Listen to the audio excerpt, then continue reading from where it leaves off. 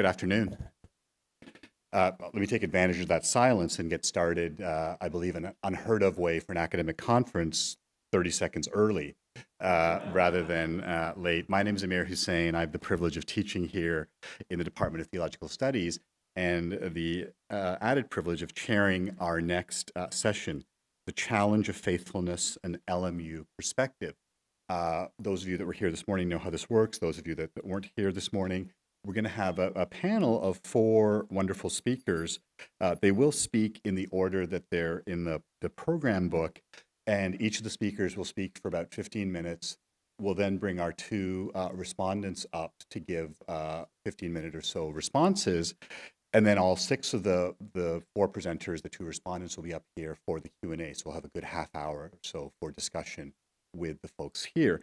I'm not going to give you a full bio of people because I'm assuming you can read. The program book, very lovely program book, actually has all that information. And so we'll just go in order. And I'm just going to say just a quick word about each of the panelists and then let them go. We'll start with my boss, my chair, Dr. John Rothschild, who's the chair of theological studies here. Then we'll have Molly Gower, who's one of our new colleagues, just finished her PhD last year from Harvard, and we're honored to have her here with us. We'll have Christian Rodriguez, who was here and then went to some school in Boston. I'm not quite sure why. Apparently it's good for some things. Boston College, I'm kidding, of course.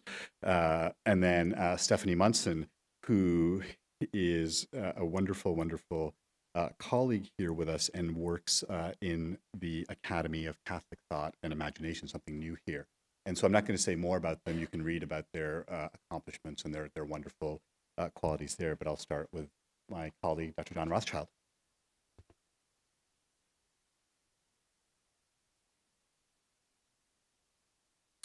Thanks so much, Amir. I want to start with a note of thanks to Professor Denisenko and to Senior Administrator Coordinator Kath Brown for the wonderful coordination of the conference that they always put on a wonderful job. So thank you so much.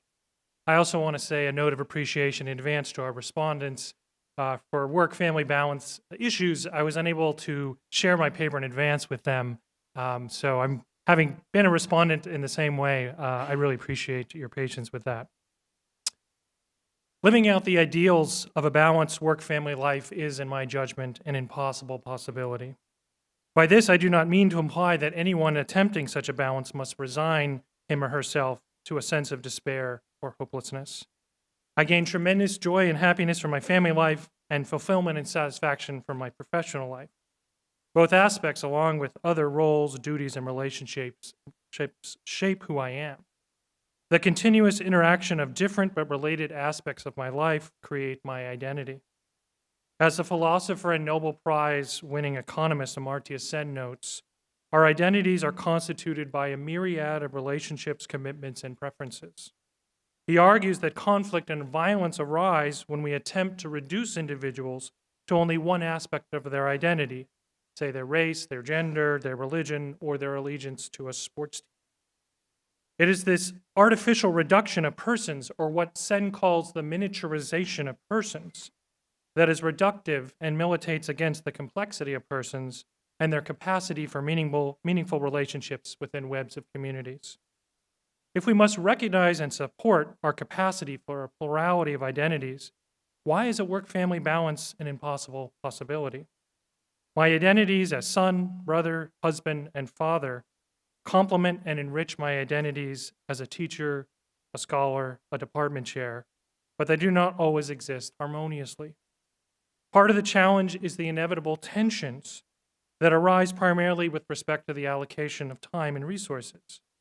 At LMU, for example, faculty members are expected to allocate their time in the following way: 40% for teaching, 40% for research and scholarship, and 20% for service to the department, college, university, academy, and the community. While the balanced ideal is the teacher-scholar who is a generous mentor, collaborator, and active citizen of the university and the world, this too is an impossible possibility. In attempting to be, as the Jesuit motto goes, men and women for others, we will occasionally and often feel that we disappoint our students, our children, and our spouses. Here enters guilt, which, as a realist, I would say is an inevitable response to a world of suffering. But I also view guilt as dangerous and potentially self-destructive.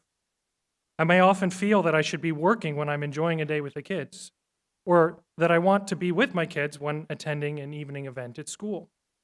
To try to achieve the balance, relying on networks of support offers a needed safety net. But working past midnight becomes often this unsustainable default option to overcome these feelings of guilt. What then can be said about the impossible possibility of work-family balance and feelings of guilt for this unrealized harmony? And the vocation and missions of the family and the church in the contemporary world's final report to the Holy Father, Father Francis, the Synod of Bishops appreciates the challenges of family. Quote, "The couple and conjugal life are not abstract realities. They remain imperfect and vulnerable," end quote. Following a long-standing commitment of Catholic social teaching, the bishops also attend to the wider social, political, legal, cultural, ecological, and economic factors that challenge and threaten the flourishing of families. They prophetically call for inclusion and transform policies that protect and enhance families. If we valued family more in our society, the bishops and the church has long argued, we would have a more stable, more socially just, and more connected society. We might also feel less acutely the tensions within the work-family balance and the concomitant feelings of guilt. I want to appeal briefly to three theological traditions, Orthodox, Catholic, and Protestant, to reflect on their fruitful possibilities for family work life. 4th century Eastern Orthodox theologian and Archbishop of Constantinople, John Chrysostom, wrote many exegetical homilies, and I engage here his writings on the purpose of having children. He views this purpose as one of moral education, just as the bishops observe that, quote, "the family is the primary and fundamental school of humanity," end quote. Chrysostom encouraged parents to teach their children ascetical moral values, such as humility. Humility is my favorite virtue. It's also the least frequently found in the academic world. And one that I feel is discouraged in our current society as it's interpreted as acquiescence or weakness or an unfair sublation of the self.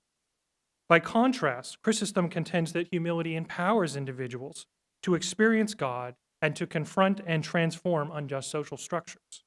He describes strategies such as dressing children in simple clothes as a way to engender humility and to thwart social divisions along class lines.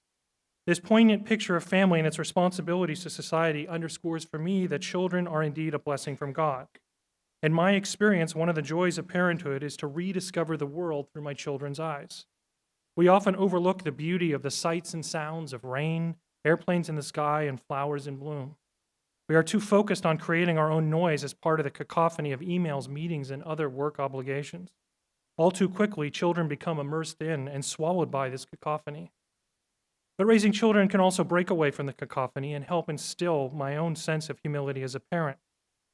Trying to comfort my screaming child on a lengthy international flight requires patience, grace, and humility. You learn a lot about yourself and theological anthropology when interacting with a growing set of passengers within the ever-expanding earshot of my child's screams. Chrysostom's model of marriage and family reminds us that we can raise our children in ways that contribute to the family and the well-being of our children, but also in ways that are socially transformative. This model brings together constructively our roles within work and family. Representing a Catholic perspective, Pope John Paul II describes marriage and family in terms of love as total self-gift and mutual self-donation. He talks frequently about sacrifice, particularly by parents, as an orientation to the family. He supports active roles for mothers and fathers within the family and the work world, though he cautions against overwhelming work schedules that preempt and deny meaningful time with the family. Herein, the impossible possibility reemerges. I am inclined, therefore, to follow Catholic theologians such as Lisa Sol Cahill, who appreciate Pope John Paul II's ideal for self-gift, but also argue that total self-gift is rare, if not impossible, to achieve. In terms of sacrifice, I came to LMU as an aspiring academic who followed his wife and her tenure-track job. My wife and I met at the University of Chicago while in graduate school, and we both teach in the fields of theology. She was the primary breadwinner as I served as a part-time instructor and then visiting professor at LMU. We knew that landing two tenure-check jobs at the same university in the same department might itself be its own impossible possibility. After 2 years, I was fortunate enough to gain a tenure-track position at LMU after a national search. We were extremely grateful to have achieved professional and personal stability. We decided to have children for a variety of what we took to be compelling reasons.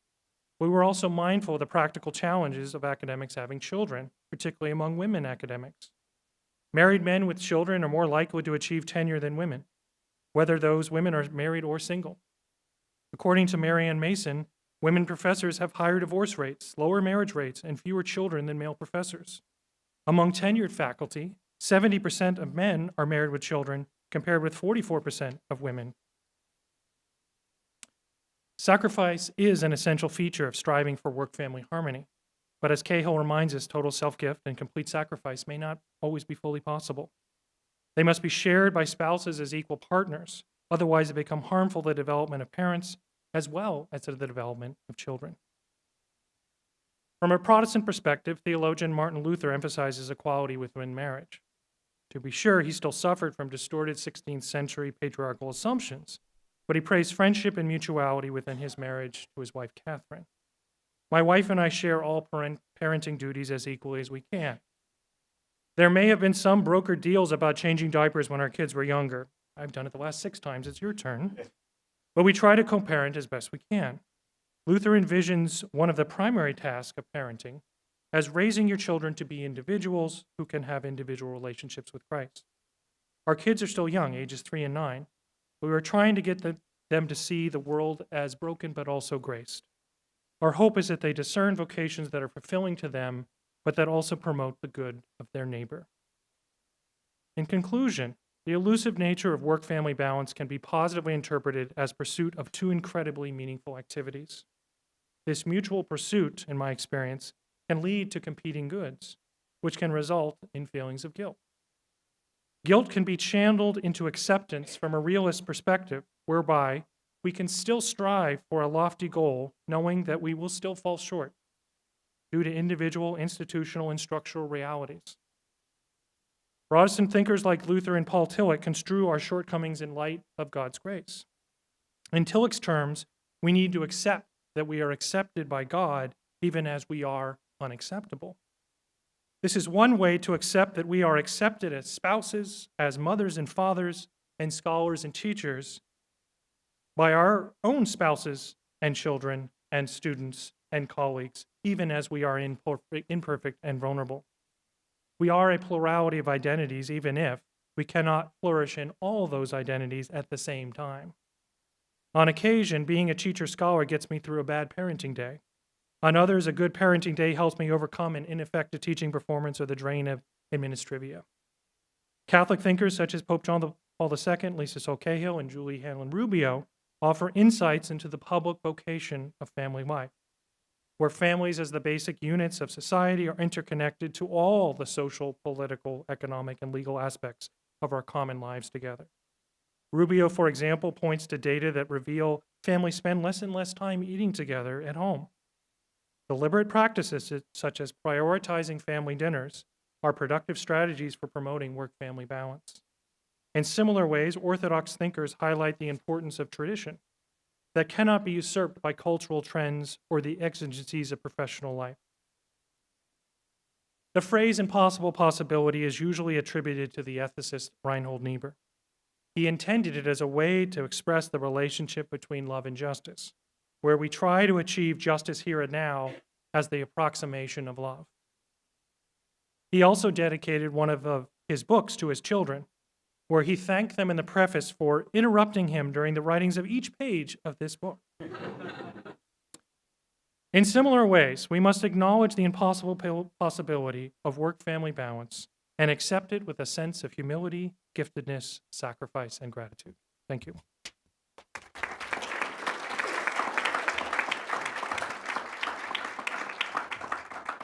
Thank you, Professor Rothschild. Our next speaker is Dr. Margaret Gower.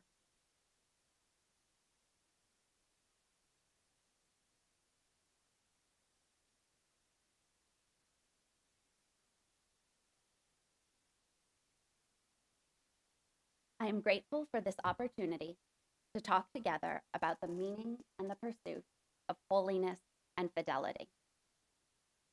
My charge this afternoon is not to consider holiness and fidelity in the context of the Christian family, but to consider holiness and fidelity in my work as a postdoctoral fellow in the Department of Theological Studies at Loyola Marymount University. I am in my second semester at LMU. My work is to teach in the core curriculum, that is, to offer the kinds of classes that LMU requires of all students in order to ensure, in the language of the university, that all LMU students are formed with a shared foundation of knowledge, skills, and values essential to the mission of the university to encourage learning, to educate the whole person, to serve faith, and to promote justice. Before beginning my position at LMU, as I finished my doctoral dissertation, I taught in the Department of Religious Studies at St. Mary's College in Notre Dame, Indiana. My experiences teaching at St. Mary's College and at Loyola Marymount University have helped me to discern a vocation to teach in the core. I feel called to teach the discourses of theological studies to students in each year of coursework and from every major. Indeed, I have come to understand my work teaching in the core as a part of my own pursuit of holiness. Teaching in the core goads me to holiness because it is other-directed, it is for students and for the common good, it's Catholic, it's sacramental, it's sacrificial, and it forms me as a faithful Catholic Christian person. First, teaching in the core is a part of my pursuit of holiness because teaching in the core is other-directed. Teaching is about students, not about me. And at the same time, teaching is about the course materials and the human persons behind and within the course materials, not about the students. These convictions, I confess, are the fruit of ongoing conversions. Some semesters ago, I was teaching on the history of women in Christianity as a part of the Intro to Religious Studies course at St. Mary's College. Toward the end of the class hour, one student with great urgency raised her hand and asked me to explain why she had never before been told about the presence of women in the history of Christianity. I wanted to offer an impromptu lecture on the relationship between knowledge and power. I really wanted to quote Foucault. But we were halfway through the semester. I knew the class, and I knew this student, and I knew that on that day, she would not follow me to Foucault.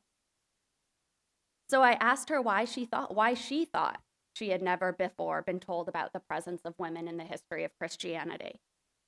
I don't remember what she said that day, but a semester or two later, she declared a minor in religious studies because she wanted to continue to work on answering that question and other new questions. Teaching in the core is not about me, not even when I know the answer. Teaching is about my students, even when they don't know the answers. At the same time, teaching is about the course materials, not about the students.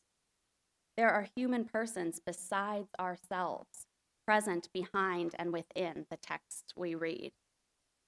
Together, my students and I search them out and listen to them and learn from them and quarrel with them.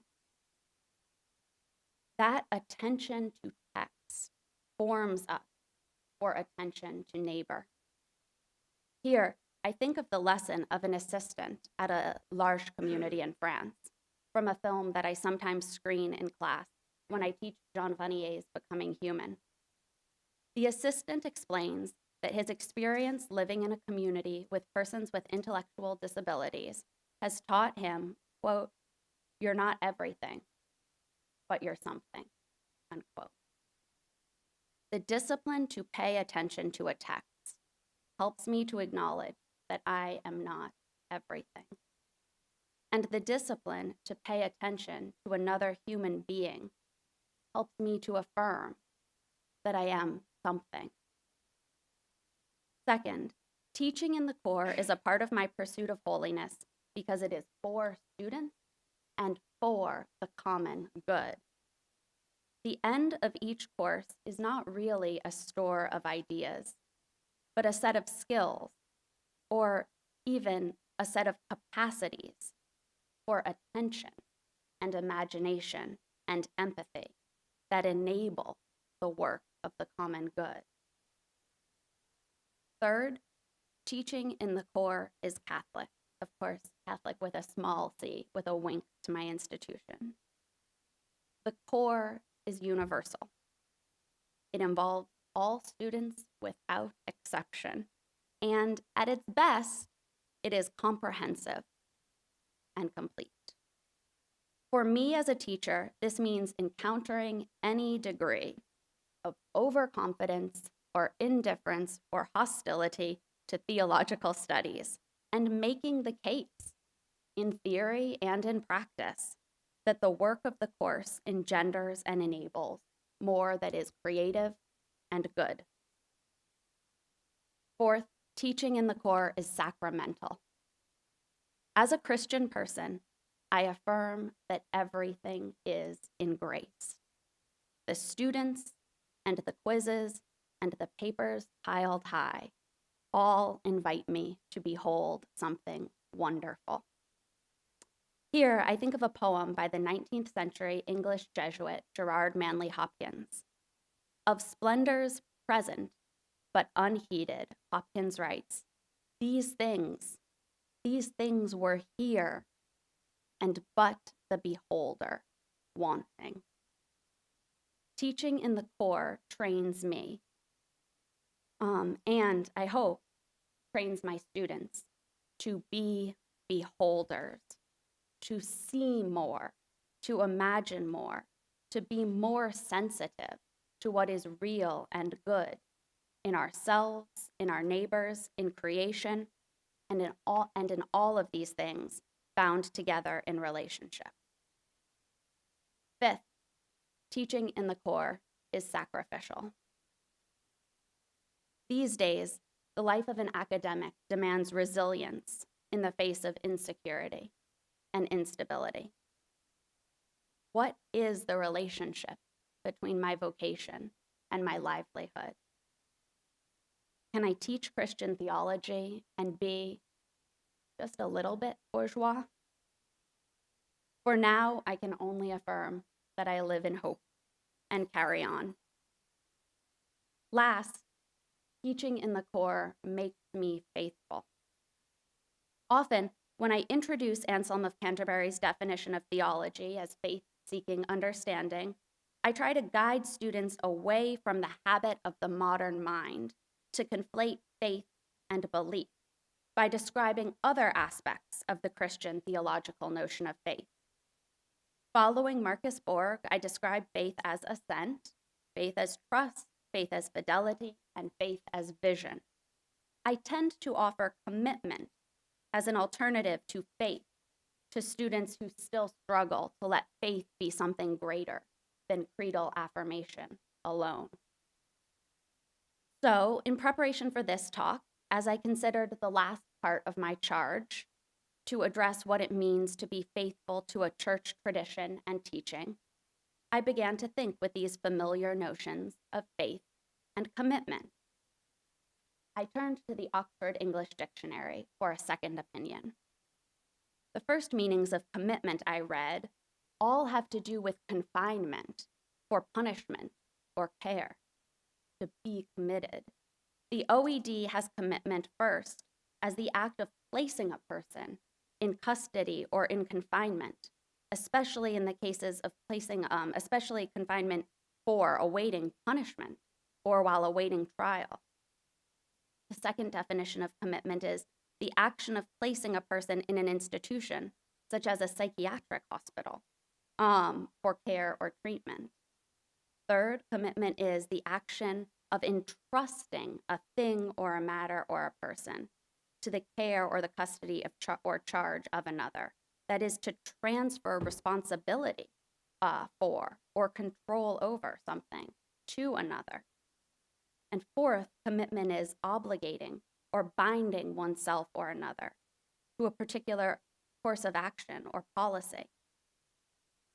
Well, this language of binding in the last definition of commitment comes nearest to my own sense of religion.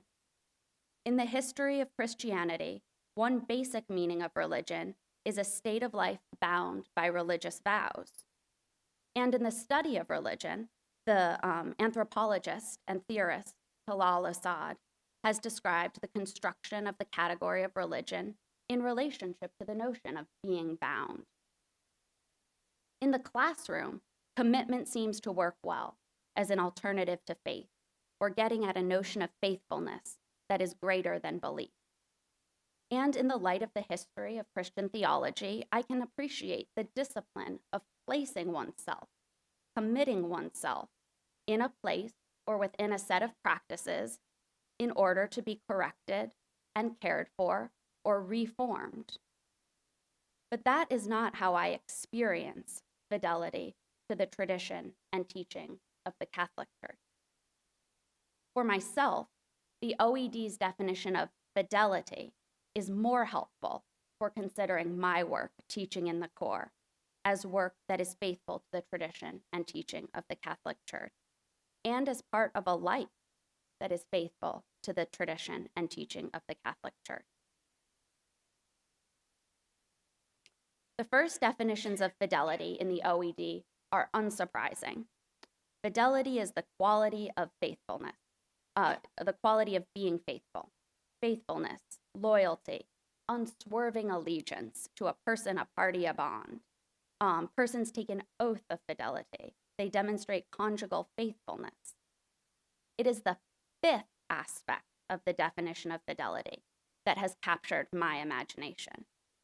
The OED's 1E definition of fidelity is the ecological definition of the term.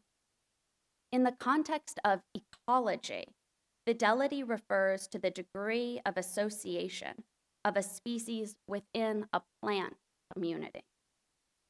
Fidelity was first used in this sense in 1932. It described the more or less rigid ties by which the species are bound to certain communities, that is, their fidelity.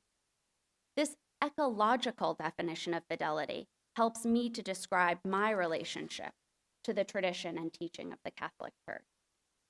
First, here again, the notion of binding is present, but this definition describes a different kind of bind. Plants are associated, that is, bound together in communities by more or less rigid ties. The fidelity of the plants is not an act of volition. It comes from something more basic, from an instinct for life, perhaps. Fidelity in this sense means being in some particular place or in some particular tradition and being there with others and being there together in order to be nourished and in order to adapt, all in order to live. This is how I experience fidelity to the tradition and teaching of the Catholic Church.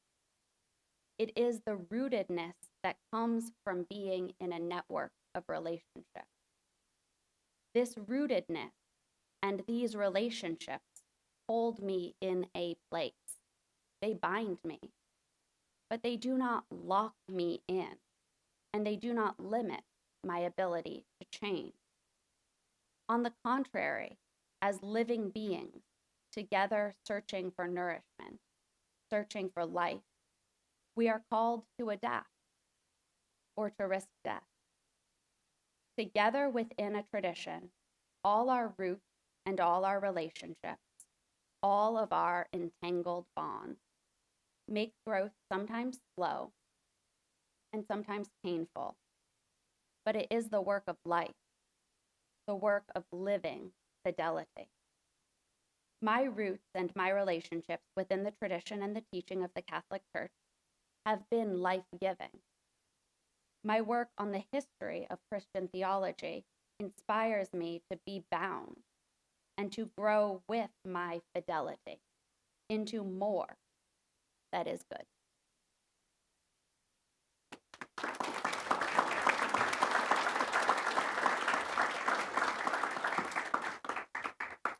Thank you, Dr. Gower. Our next speaker is Christian Rodriguez.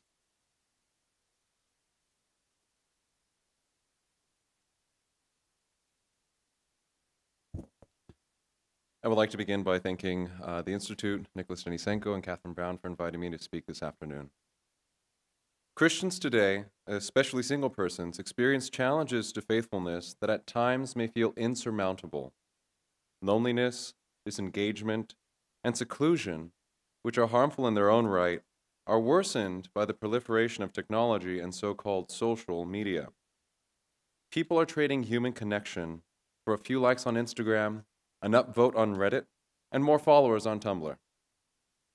The feeling of isolation and the sense of not being grounded that is fostered from social media poses a great threat to Christians since they are called to community in some way or another.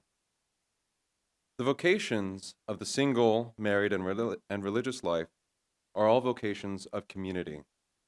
The human experience seems to naturally lead individuals toward a search for community and communion.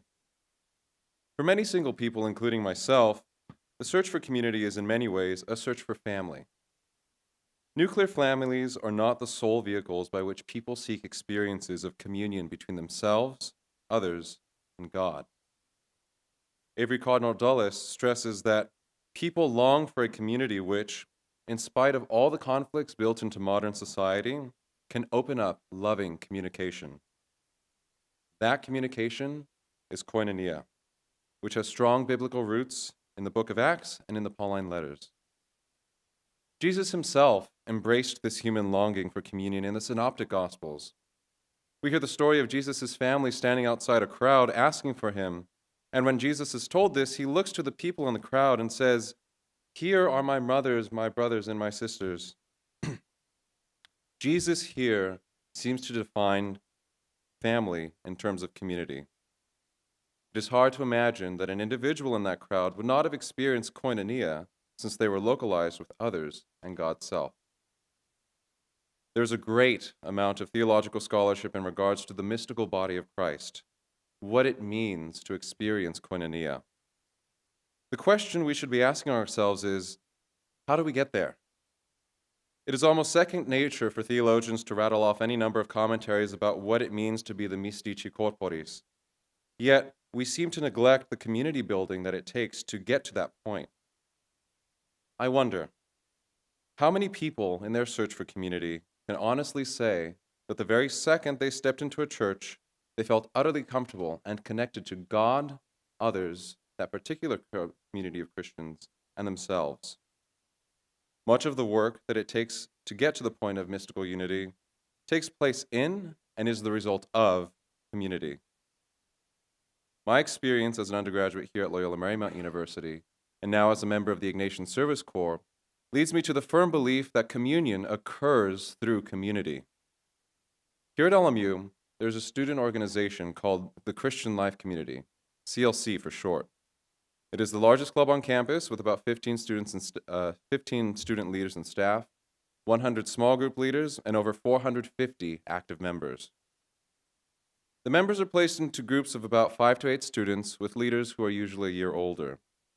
These groups are diverse, taking people from a wide variety of Christian traditions and levels of belief, from orthodoxy to evangelicalism, from agnosticism to unquestioned faith.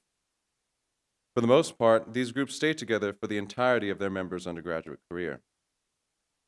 The cohesion that these small groups experience is the result of strong leadership.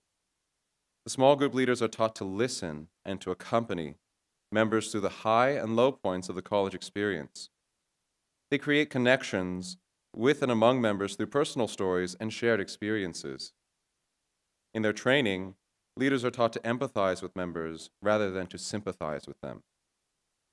In order to help you all understand how this takes place in the small groups, I'll borrow a friend's scuba diving analogy. Before you hop into the ocean, you have to learn how to float. This is the beginning stages of community building. It is the shallow time where people begin to get to know each other. For the small group I led, it meant taking a van out to an ice cream shop in Westwood and treating ourselves to ice cream sandwiches. It was an opportunity to get to know small things about each other. My co-leader and I went in without any expectation that this outing would end up becoming an opportunity to discuss deeper spiritual or theological issues. We knew that this would create familiarity in our group, something that would make opening up easier for them when the time came. Without this relational foundation, the Christian life community as a whole would not be as successful as it is today. Now, to continue with that scuba analogy, the next step would be about learning to swim or to snorkel. For many CLC small groups, mine included, that meant opening our meetings with prayer, checking in with members' high and low points for the week, before discussing a general issue and closing with prayer. This was an opportunity for our group to identify common ideologies and understand a member's feelings on certain issues. The meetings were intended more to tease out personal opinions rather than experiences. My co-leader and I had the hope that these types of gatherings, interspersed with the more social ones, would prime our group members for the much deeper personal questions to come. This is finally where we get to the scuba diving part of the analogy. Our first experience of that as a group occurred during a long, intense, yet extremely satisfying meeting. We sat together in a dimly lit room and drew out our spiritual timelines with peaks and valleys. As a candle was passed around, each person shared much of who they were, where they had been, and where they were at the time. Stories of abuse, coming out stories, histories of broken hearts and broken families arose among other things. Many tears were shed, and much love was shared. In the moments of silence between each of the stories, the feeling that the Spirit was moving in and around us was almost palpable. People were given the space to share from the depths of their being, and it resulted in something almost transcendent. As my co-leader and I were unpacking what had happened the next day, she said, "Last night, I saw the face of God. I felt so alive." The months of work that we put into community building had paid off big time. Together, we experienced a mystical unity for which we had few words. That Friday, the group member who had the most trouble with her faith and institutionalized religion asked the group if we could go to Mass together. On Sunday, we filled a pew and shared not only a spiritual communion, but a Eucharistic one. Community had brought us to the point of communion, where each person could begin to see how God was present in them and moving in their lives. I cannot imagine having gotten to that point in any other way. Early on as a group, we would not have been able to sit at Mass together for fear of hardening those who had an aversion to institutionalized religion. On the opposite end, we could not have simply continued with social gatherings because members would eventually search for something more fulfilling. The group formed community because we remained open to it. We created communion because we were willing to challenge others to openness by sharing of ourselves. One of the most inspiring things about the group was that all 8 of the members decided that the next year they would all become small group leaders. They had felt the power of communion and wanted to share that with others. We had become a family, and they wanted to keep that family growing. I would like to qualify my experience with CLC by saying that arriving to the point of communion was not easy. It took hard work to make sure that our group did not fall apart, especially after we lost our first member. She had decided that she was going to search for community elsewhere, which was perfectly fine. We did our best to accommodate her wants and needs, and we were even willing to make compromises for her to keep her in CLC. In the end, it forced us to face a hard truth. Though people are inclined toward community, not everyone wants this type of community or necessarily sees the importance of being in communion with others. This is something that I have experienced in my time with the Ignatian Service Corps, a postgraduate volunteer program. I would like to preface this by saying that my experiences in CLC and ISC have been extremely formative through its challenges and triumphs, in my volunteer placements, and in the parish at Ascension. My experience of community in the Ignatian Service Corps differs from the CLC experience primarily because of our requirement to live together. This has brought about a whole different set of challenges and illustrates to me that though each person is made for community, not every community is made for each person. Not everyone sees the importance of Christian communities. It is frankly something that we as Christians must not force on others. If imposed, resistance is almost always an inevitability. We must realize that not everyone encounters God in the same way as we do.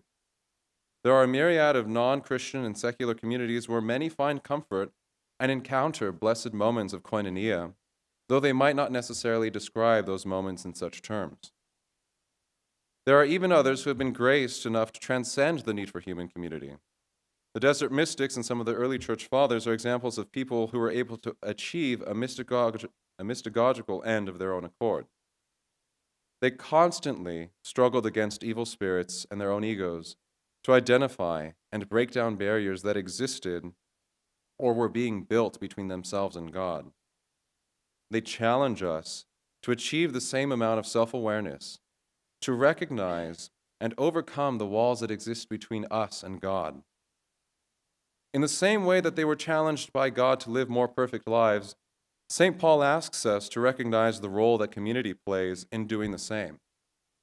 He writes, "Let us consider how to provoke one another to love and good deeds, not neglecting to meet together, as is the habit of some, but encouraging one another, and all the more as you see the day approaching."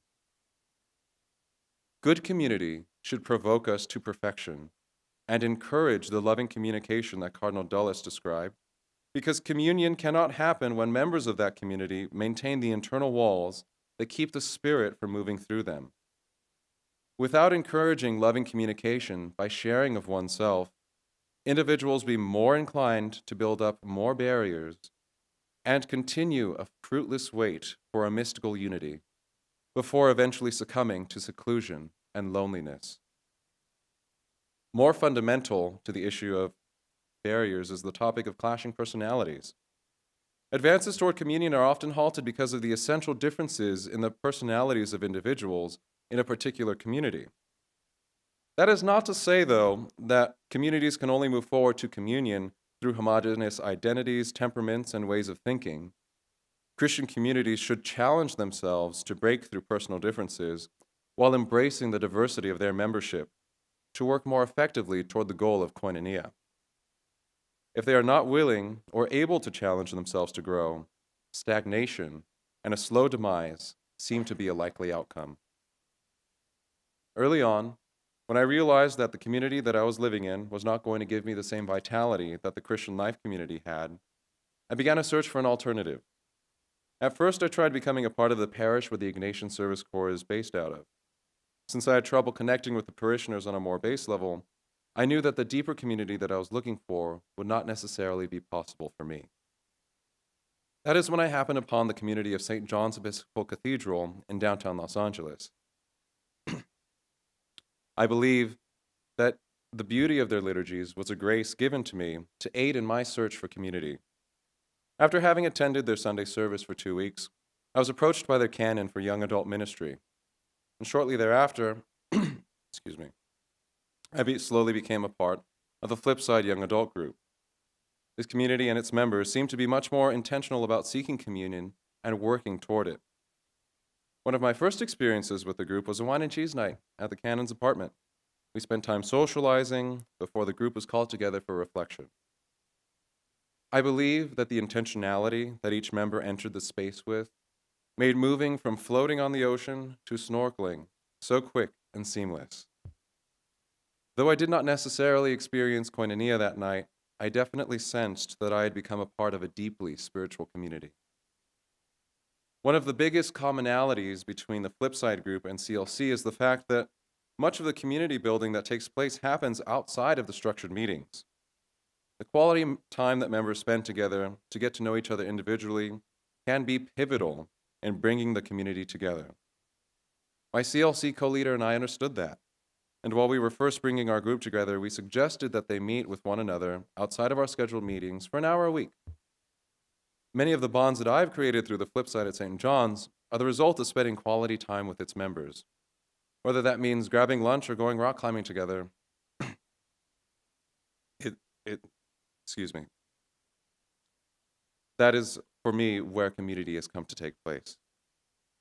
And that's also where I believe my community with the Ignatian Service Corps has failed to challenge itself. We do not spend much time outside of the house with each other, save for the trips to the local gym. Thank you. The mere existence of groups like the Flip Side at St. John's Episcopal Cathedral and the Christian Life community here at Loyola Marymount University have proven to me that people crave community. They seek to answer the call to communion that all the vocations of the single, married, and religious life incline them toward, tying themselves to the mystici corporis. Cardinal Dulles appropriately tells us, this type of ecclesiology, by accenting the personal relationship between the faithful, individually and collectively, and the Holy Spirit, helps to revivify spirituality and the life of prayer. It makes room for the spontaneous initiatives aroused by the Holy Spirit, who gives to each according to his good pleasure, without prior consultation with the hierarchy. In pointing up the ecclesial value of informal, spontaneous, interpersonal relationships within the Church, this model does much to restore the warm and vital relationships so central to the New Testament vision of the Church. Sharing my experience of communion and community is meant to be descriptive and not prescriptive, to convey how my experience have shaped how I view community and how that can lead us to a mystical union with Christ and all humanity. Your personal experiences of human relationships and God will shape how you go about fostering community. I pray that your efforts challenge you and give you joy, strengthen yet soften your hearts, break you down so that you may be rebuilt in love and by the love of your communities and God. Thank you.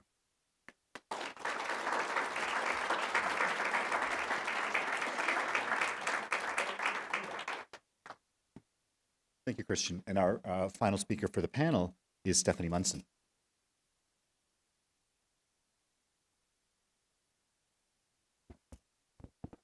Good afternoon. As you heard in my introduction, I am a staff member at LMU. And for the last year and a half, I've coordinated programming on the Roman Catholic intellectual tradition for the Academy of Catholic Thought and Imagination, much in the same way that Kat Brown coordinates programming for the Huffington Institute. So I am not a theologian, I'm not a philosopher or a minister or an expert of any kind in the Christian family. However, my experiences as an LMU staff member whose husband also works for LMU as a visiting professor gives me a particular perspective of the challenges of seeking holiness and fidelity as a family in the modern age. In the lead up to the Synod on the Family and the subsequent release of the final document, what caught my attention was what was not addressed in the document. As our panelists this morning so poignantly addressed, there are significant theological and social concerns surrounding Christian marriage that need to be addressed. How to doctrinally and pastorally address divorce, issues of bioethics and fertility in modern marriage, and more generally, the openness of people who've been baptized in the Christian tradition to actually engaging in a Christian marriage when they are seeking a committed relationship. All of these things are concerns that are vital for the Church to faithfully and prayerfully discern.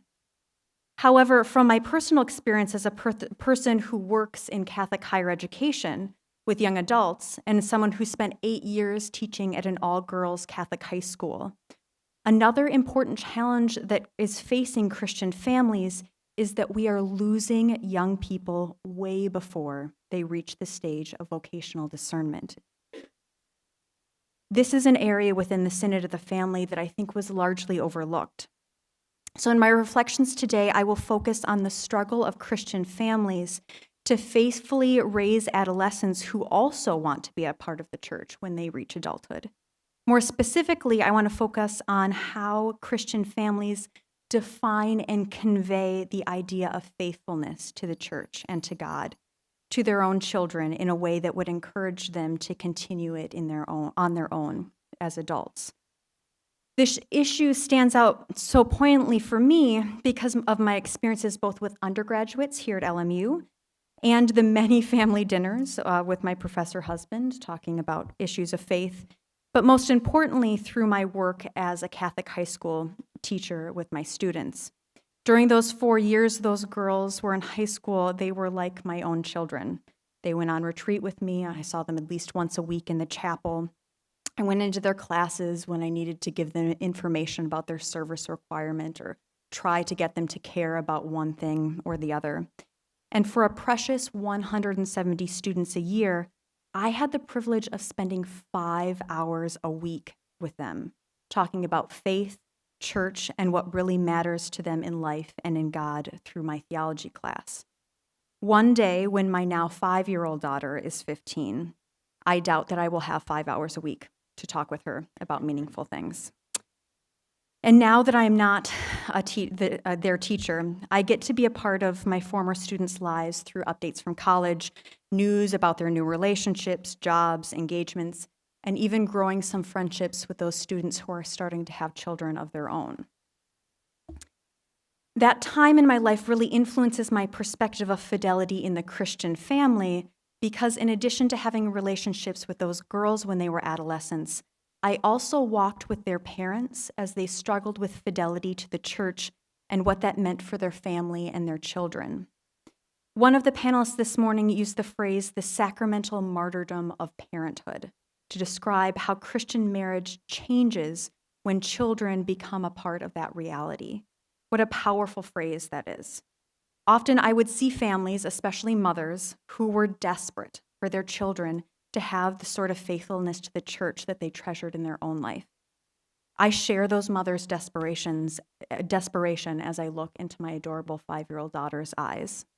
I hear those parents' plea when I interact with students at LMU during some of our faith-based programming.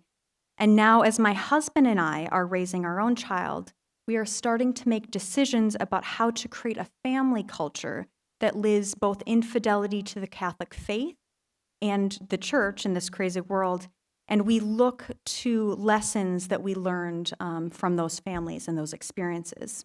So 2 things that I'll share with you today that we've decided as parents to do with our own children and that we took directly from that experience with those families is 1, to commit to nurture joy in our children. Joy in who they are, and joy in their relationship with God. And 2, to actively foster the virtue of resilience in our child's faith as they grow. Let me first address the issue of joy. One of the trends that I saw in families who deeply desired to instill a sense of fidelity to faith and to the church and their children that didn't work was too much focus on ideology, instead of letting their child be who they were and letting joy be the foundation of their relationship with God.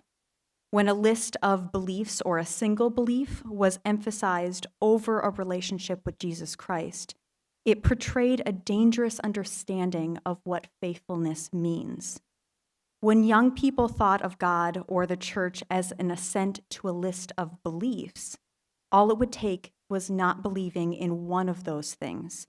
And that was enough for those children to either walk away from God altogether or chafe under the pressure of what they thought was an imposing church. It also deprived them of a life-giving relationship with God that can weather doubt, uncertainty, disappointment, and isolation, all things that were very much addressed in the Synod of the Family document.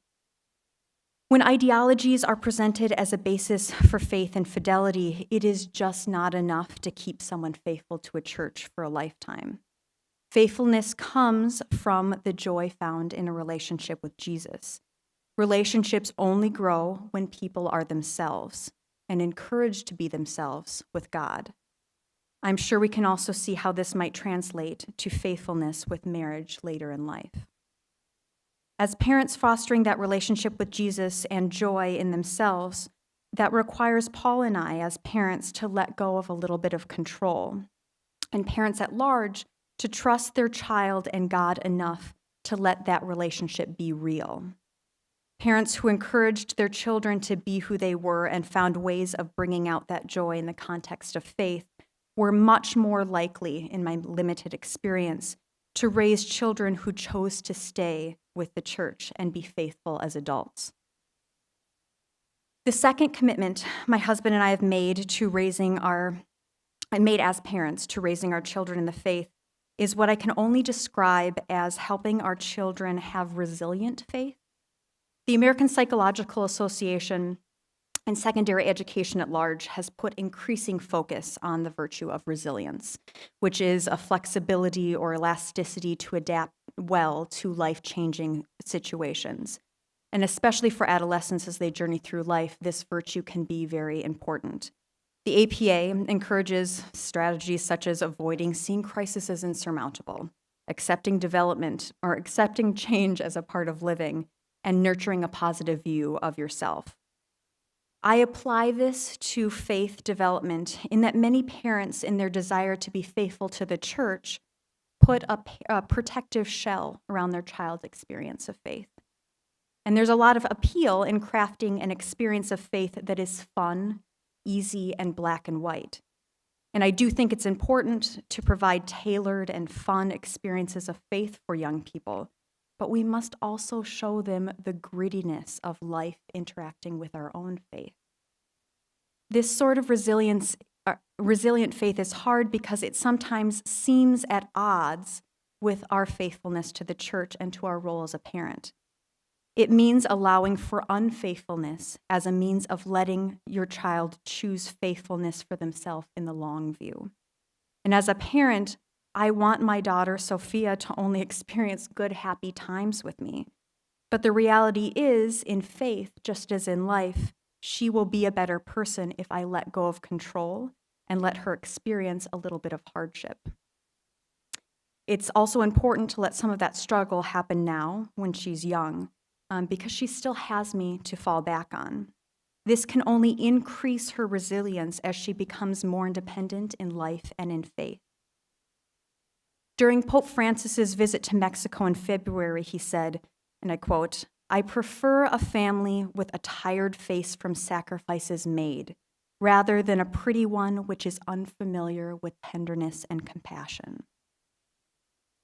We live in a culture that has so much, and it is our natural instinct as parents to want to give our children everything. However, part of my commitment to faithfulness in our family is not protecting her from the sacrifices we make as a family and the grittiness of real life interacting with faith. The reality of how important it is to build resiliency in faith was ground into me when I was teaching. Every now and then, former students who would want to have coffee after something important happened in their life. Sometimes it would be coming out as homosexual on social media or to their parents, which they knew would get back to me.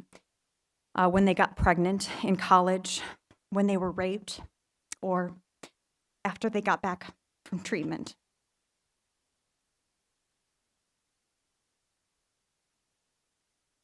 Sometimes those meetings felt like goodbye meetings, like they were having coffee with a person who represented the time in their life when they found their faith or lived it happily, and now that they had left behind that pristine person that they had been, they had to leave the church behind too.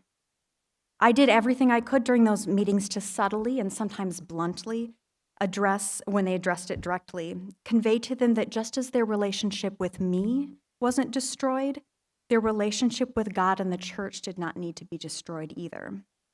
Their sexuality, their marital status, their mental state, their recovery, and any number of things did not make their relationship with me, God, or the church insurmountable. Simone Weil once said, and I quote, the world is a closed door. It is a barrier. And at the same time, it is a way through," unquote. In other words, when we feel isolated from God, like there's a wall between us and Him, we should pull closer to that wall and listen to God's voice calling to us in our isolation. She said, and I quote again, "This wall is the thing which separates them, but it is also their means of communication. Every separation is a link."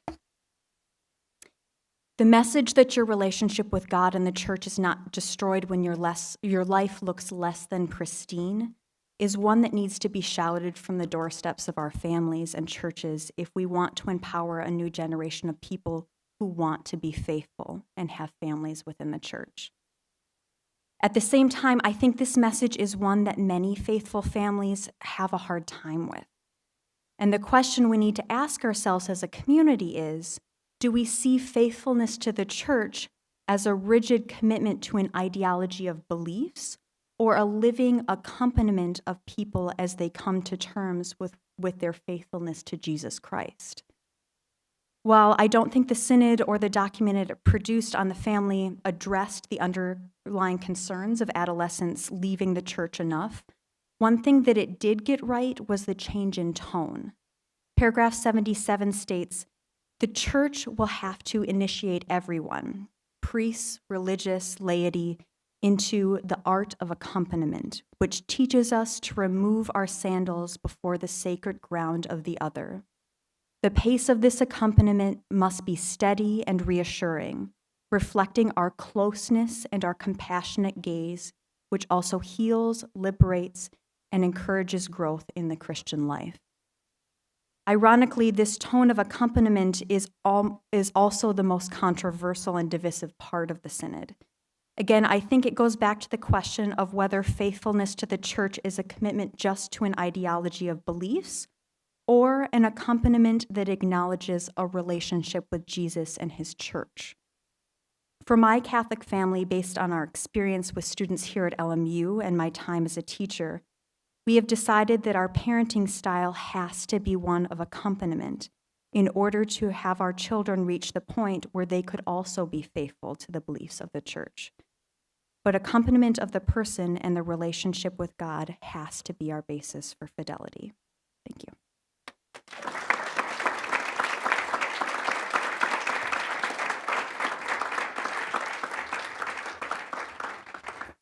Thank you to Stephanie and to all the panelists. I'd now invite the panelists to sort of step down for a second and bring up our two respondents. While I do that, I just want to take a second to acknowledge and thank Father Deacon Nick Denisenko, who's the one that put this together, and Kat Brown, who's the administrative coordinator here at the Huffington Ecumenical Institute. And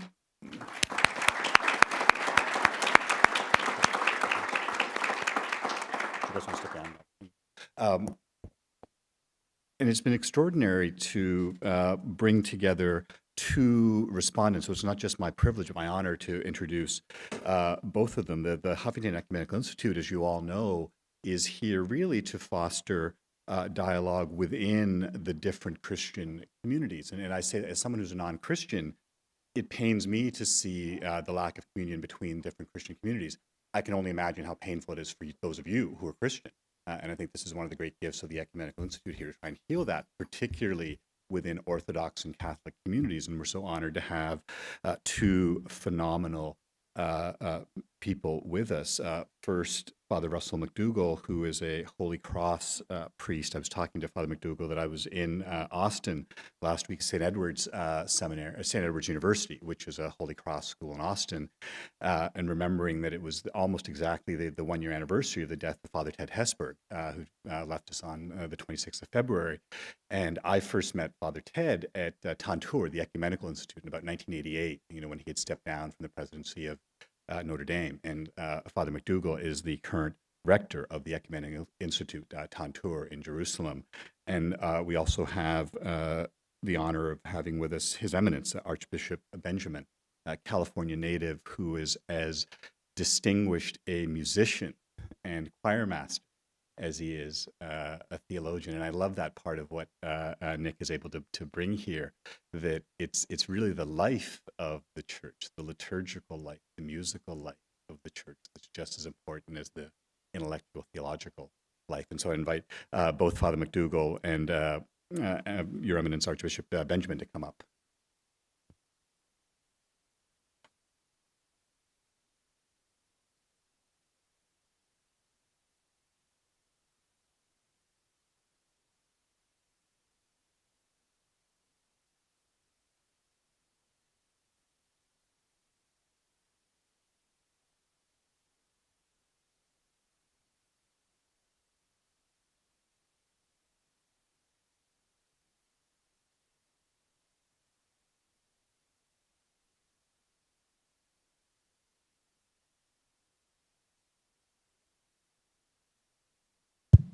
Can you hear me okay?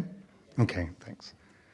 Our panelists this afternoon have offered important perspectives on how to understand what's really at stake in living faithfully our vocation as Christians. So I'd like to begin by offering some further context for their remarks. In a blog post that was published just 2 days ago on Thursday, Cardinal Dolan of New York noted that college basketball's March Madness tournament would fall this year at the same time as the Western Church's celebration of Holy Week and Easter. He lamented the fact that teams from Catholic colleges and universities would be participating in this tournament that could find them having to play on the holiest days of the Christian calendar, especially Good Friday and Easter Sunday itself. More generally, the cardinal bemoaned the failure on the part of Catholics to respect the season of Lent as a somber period of reflection leading to repentance. The cardinal writes, and I'm quoting, "From what I can detect, instead of fidelity to communal acts of penance, we write in for dispensations for the measly 8 days of fasting left on the Church's liturgical calendar." Where, the cardinal asks, is the Catholic Sandy Koufax? Thank you. Koufax refused to pitch for the Dodgers in the first game of the World Series in 1965 because it coincided that year with Yom Kippur. Now, I agree with the substance of Cardinal Dolan's criticism. I was intrigued, though, by the way His Eminence spoke of faithfulness as fidelity to communal acts of penance.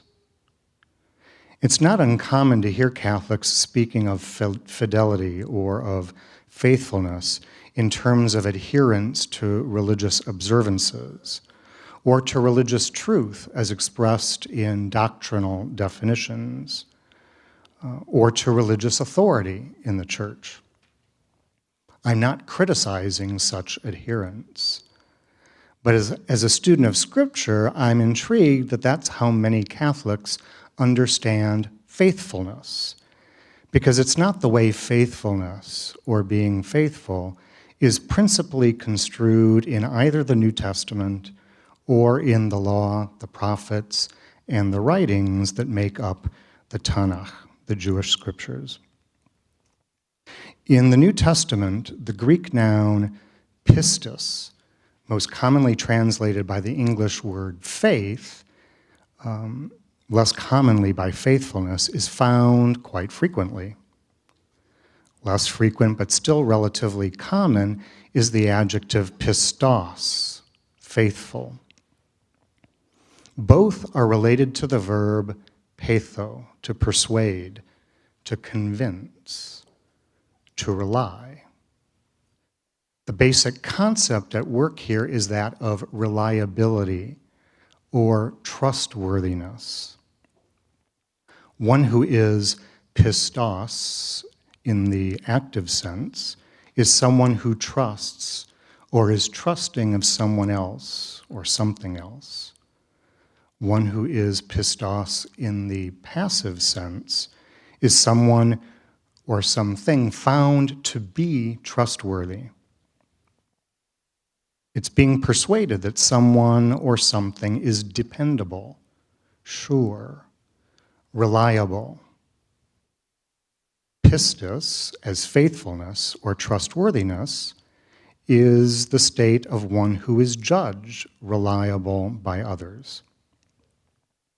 In the Tanakh, the term that conveys a range of meaning similar to pistis is emet. In older English translations like the King James Bible or the Douay-Rheims translation, emet was usually translated as truth or true. Contemporary translations tend to prefer the noun faithfulness or the adjective faithful. In both testaments, the one who shows himself reliable, trustworthy, faithful above all others is, of course, God. Pistos in the New Testament and emet in the Tanakh are used as attributes of God. And in this regard, chapter 34 of Exodus is typical. When God passes before Moses on Mount Sinai, he declares his name as Adonai, Adonai, El Rachum V'Chanun, Erek Apayim, V'Rav Hesed V'Emet. That is the Lord, a God merciful and gracious, slow to anger, and abounding in steadfast love and faithfulness. And because God is faithful, dependable, there is an expectation that God's people will also be found faithful, trustworthy. The prophet Hosea excoriates the people at the beginning of chapter 4 precisely because there is no faithfulness or steadfast love, ein emet, ve'ein chesed, and no knowledge of God in the land. Swearing, lying, and murder, stealing, and adultery break out. Bloodshed follows bloodshed.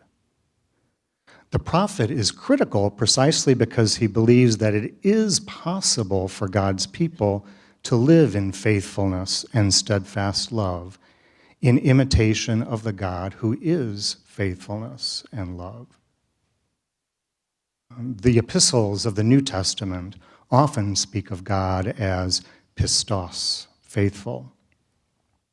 And God's faithfulness or reliability is what elicits faith and faithfulness on our part. Hebrews chapter 11, verse 11, makes the connection between the two explicit. Abraham responds with faith, pistis, because he considered the one who had promised, that is God, faithful or reliable, pistos. And in 2 Corinthians chapter 1, verse 18, Paul makes it clear that he sees God's faithfulness as the source of his own. Do I make my plans according to ordinary human standards, he asks, ready to say yes, yes, and no, no at the same time? As surely as God is faithful, our word to you has not been yes and no. For the Son of God, whom we proclaimed among you, was not yes and no, but in him it is always yes. Now, I offer this brief excursion into the way the sacred scriptures contextualize faithfulness in order to make the argument that what's important in the biblical use of the term isn't so much adherence to certain religious practices, as Cardinal Dolan's use of the term might suggest, or even intellectual assent to religious truths, as many Catholics seem to believe or mean when they use the term faith. In the scriptures, what's important is that God is faithful, that God can be relied on to do certain things, to act in certain ways, showing mercy, loyalty, loving kindness, justice, and so on. And people who have been persuaded that this God is God are challenged to be faithful, reliable in doing the same sorts of things. The way in which our faithfulness as Christians is ultimately rooted in God's faithfulness is something Julie brought up this morning. With these considerations in mind, you can understand why I find the issues our panel members have raised in their reflections quite important. Stephanie notes the problem of young people who have drifted away from an active involvement in the church. Many are unpersuaded by the positions staked out by church leaders on ethical and doctrinal issues like gay marriage and the role of women in the church.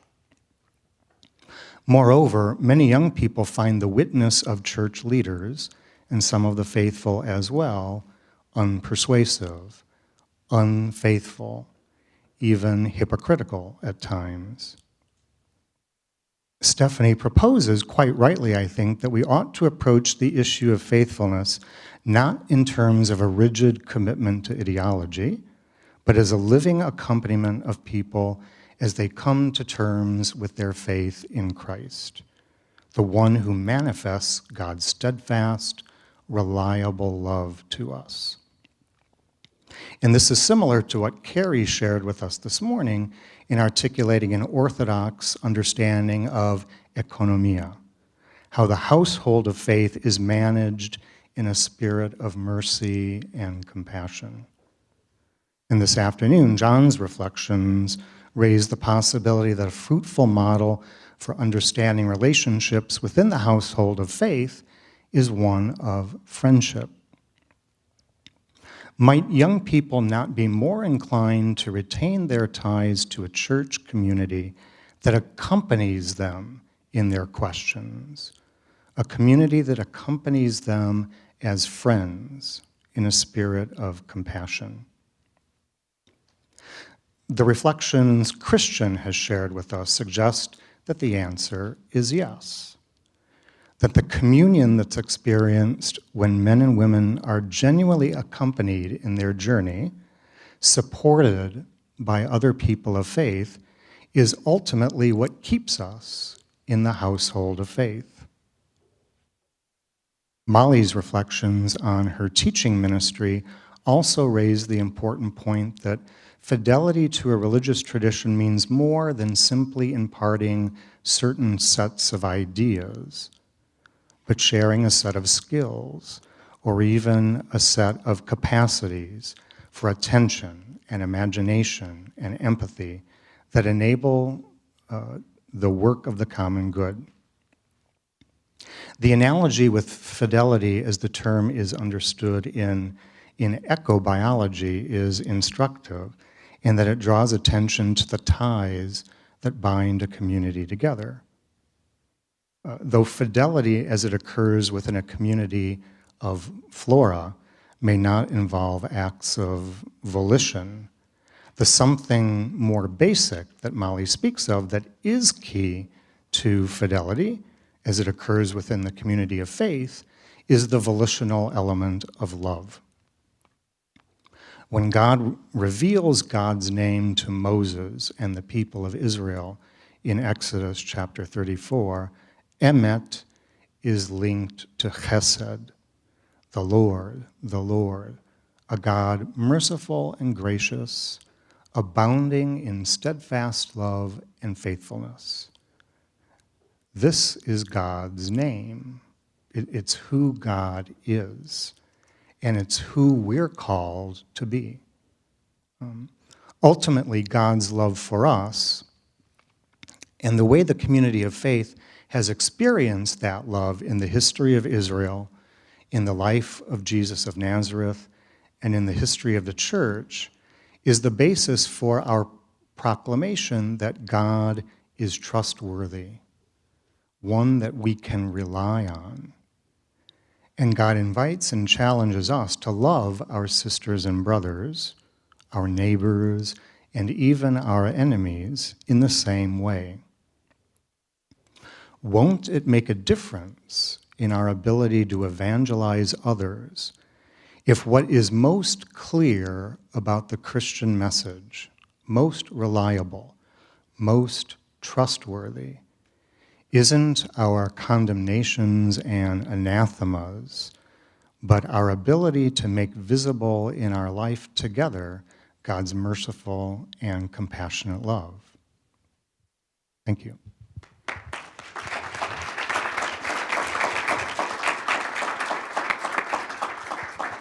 First of all, I'd like to thank Deacon Nicholas for the invitation to participate. It's the first time I've done anything like this, and so I ask your indulgence and forgiveness. As I listened to the presentations this morning and this afternoon, I thought of presenting my responses in terms of Trinitarian theology, of of human persons and divine persons in unity. But I'd like to speak of one of Christ's parables in which I think faithfulness is demonstrated most profoundly, and that's in the parable of the prodigal son. In that short parable, we see faithfulness, we see family dynamics, we see them in very raw human terms. The father is obviously the image of God, who is the father of all of us. He loves his son. And he loves his son so much that he gives his son freedom. Love can only exist in freedom. It can never be compelled. The father knows that if he refuses his son's request for his inheritance, which is a request that only a son can make, and interestingly enough, only a request that can be made in a family. Families are those interesting institutions where we celebrate the best and greatest moments in our lives, and also we are the most horrible to each other in our families. I used to define my family as a group of people with whom God placed me, with whom I would otherwise have nothing to do. He put us together for my salvation, and I for theirs. So the son asks the father for his inheritance, which is pretty much in that culture and in that time telling the father, drop dead. I'm going to be the father, I'm going to be the adult, and I'm going to go off and do what I want to do. And the father knows that the son will be destroyed if he tries to make him stay at home. So he gives the son the freedom to destroy himself. And yet, I believe that father is faithful to the son throughout that son's journey in the far land. I believe that as the son wasted his inheritance on prostitutes, on drinking, on all kinds of debauchery, that the father was somehow in the back, standing metaphorically at his side, faithful to his son, looking. The image in the gospel gives us is looking down the road for the son's return. I imagine that father every day coming to look down to the road to see if he sees any sign of his son. He's faithful in his love to his son, and he waits for his son to come. Then there's that wonderful expression in the Gospel of Luke. He says, the son came to himself. He realized that he was the son of that father, and that even the servants of that father were treated better than the pigs that he had been tending. And so he takes that risky journey back to the father. He takes a risk grounded in hope. And he returns to the father, and the father says nothing to the son. Nothing. There's not one word of condemnation. He simply falls on his son's shoulder and embraces him. The first words that are uttered to the servants to bring the best robe. The father can't stand the sight of his son and his impoverishment. I see in this story much of what we've been speaking about in family and faithfulness. First of all, in order to have a relationship with each other and have a relationship with God, we have to have the desire to know the other person. We have to have the desire to give the other person freedom. The family is described by St. John Chrysostom as the little church of the home, where we nurture our children, where we give them the freedom to become who they're called to be.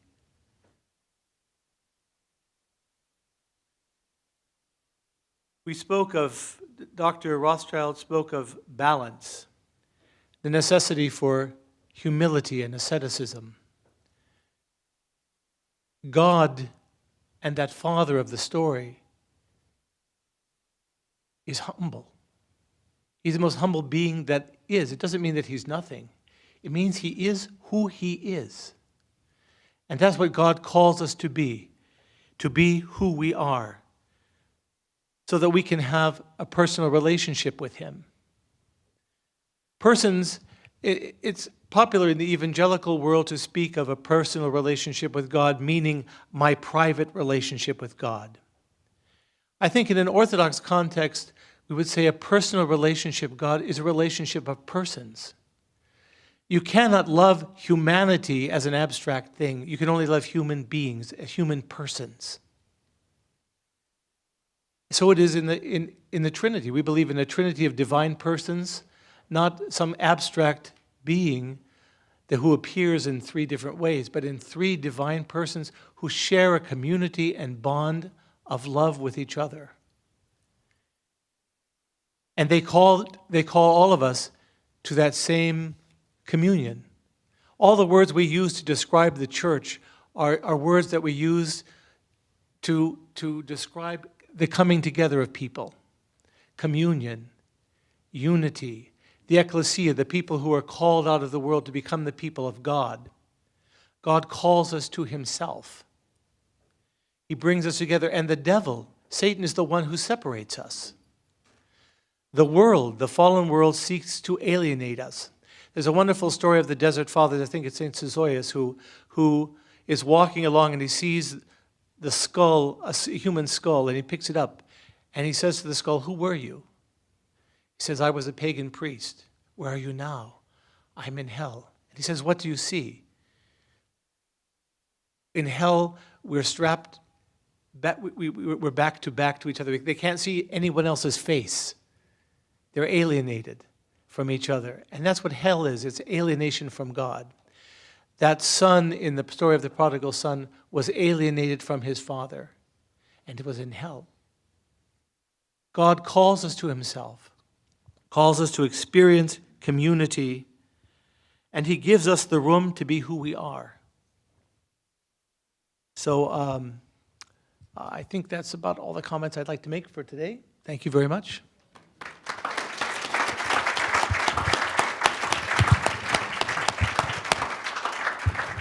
Thank you to both of you for your lovely reflection. I invite our panelists to come back up, and we've got a great half hour left for conversation, discussion with both our panelists and our respondents. And so I'd invite you to come to either of the microphones so we can hear your questions.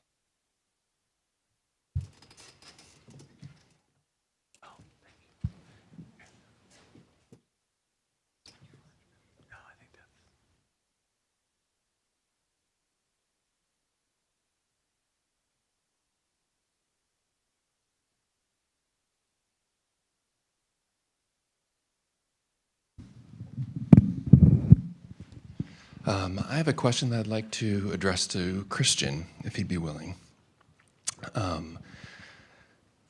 I was so moved hearing your stories about communities where you experience communion. And it made me wonder, what's the catalyst that makes something not just community, but both community and communion? And I wondered if you might consider Dr. Gower's call to commitment as possibly that catalyst to communion, that it's not just people getting together, but people committing themselves to being in community with one another for a purpose. And together with that, you started your talk with considering social media and the type of community or not community, anti-community that social media offers.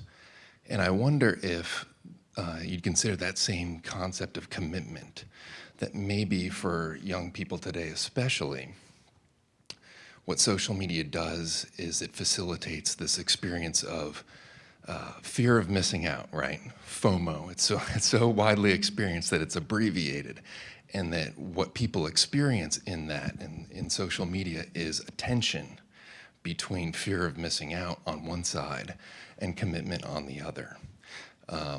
So I wonder if you would consider a couple of those wonderings that I've had, and within your own personal experience.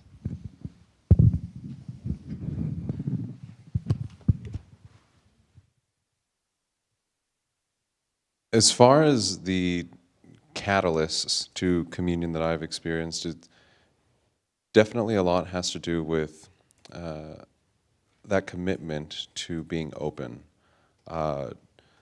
In a lot of the small groups that I found myself in, we usually start off by saying, this is a place, a space where you can feel free to say anything, not feel a fear of judgment, not feel as if anybody necessarily has to respond to what you have just said, but simply being able to sit and listen and being committed to listening and not thinking about, what am I going to say next in response to what this person is telling me, rather just being in the moment and experiencing the transfer of the Spirit between people. And to sort of make a comment on the commitment in regards to social media, I think it's a false sort of commitment that people think they have. They can check in with their friends on Facebook, see pictures of their trips or whatever, and think, okay, I'm in touch with what's going on with this person's life, and I'm good to go. I don't need to give them a phone call. I don't need to set up a lunch with them or meet with them in person. I'm good. I just saw a picture. I'm good. So it's a false commitment, and I think social media almost sets us up for that because it makes us think that we are truly connected. It makes us think that we can maintain those connections. Not saying that you can't maintain connections through social media, but it's different. Having a person or having a group of people right in front of you is far different than, if we were, as a panel, were to all be Skyping in and trying to have this discussion. It's just different.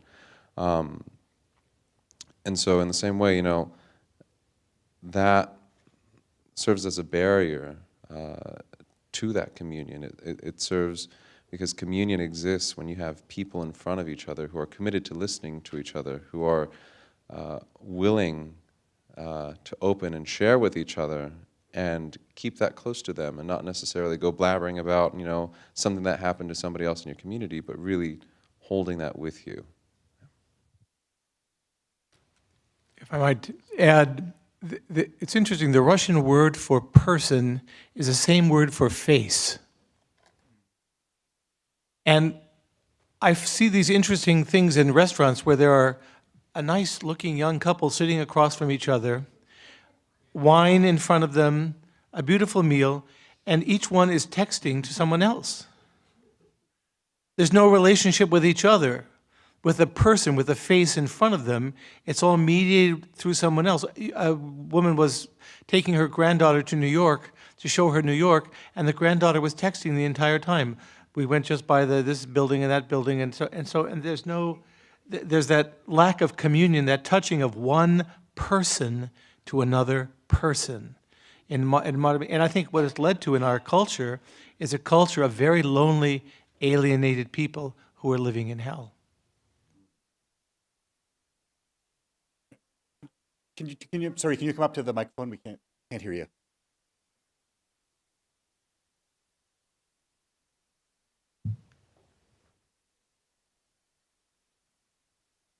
This is more a comment than a question. What worries me as an educator is that these young people don't know that that's what they're living. So how do we, in the family, in the Christian family, we can encourage talking together at mealtime. But what do we do beyond that? And I think that in 30 years I may be in a nursing home cared for by people whose only experience with others is through a telephone. It absolutely terrifies me. So, they don't know what they're missing or what they don't have. So just a comment, and if you could comment on my comment. What do we do about it? I'll give you a quick example. Right now in the Ignatian Service Corps, I'm a college counselor and a campus minister. I was having a one-on-one conversation with one of my students, and she was on her phone for the most part, and I just sort of stopped and I asked her, what is it that makes you feel fully human? What is it that makes you feel fully alive? And she gave me the snide remark of, oh yes, my phone is what makes me feel fully human and fully alive. But she sat with it for just honestly 5 seconds in silence. And I didn't respond, I just stayed in silence with her. And she goes, my phone, I don't feel connected to other people with my phone. I don't know how to feel connected with others. I don't know how. And so, I think it's a matter of asking people what is it that they need to feel fully alive, rather than telling them, you should be off your phone, you should be doing this, you should be doing that, because you come down as this great voice from above, and it only creates resistance. And I've noticed that, especially with the high school students that I've been working with through my service program.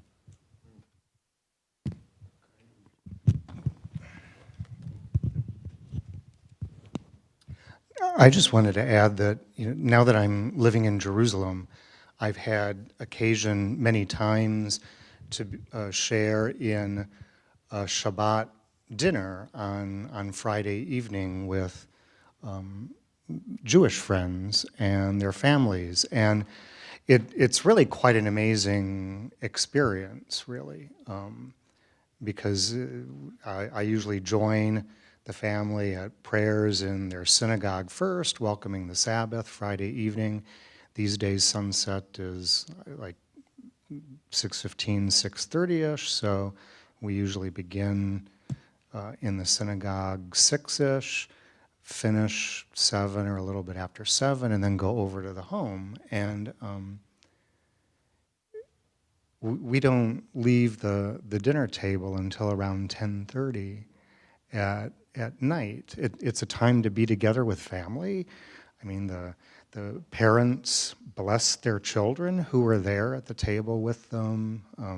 In Orthodox families, the husband and the children too sing chapter 31 of Proverbs, which praises the woman of valor. So it's a husband praising his wife in front of the children.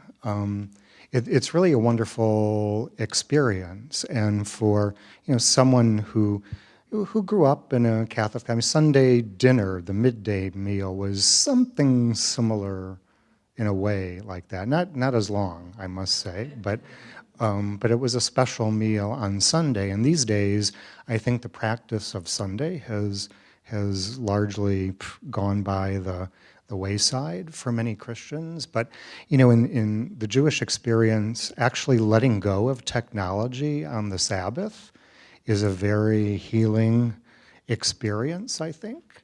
So I think it's not for us as Christians to sort of say, oh, you're terrible and look what you're missing and all that. But if we've had those kind of experiences, then the thing is to invite other people into that kind of experience, and that maybe they'll see that, wow, this is actually kind of nice to let go of the rat race for one day out of the week and just have a bit of peace. So I think if we can recover something of that, not by issuing condemnations, but by inviting people into an experience and let them sort of get a taste in the hope that they'll want more of it.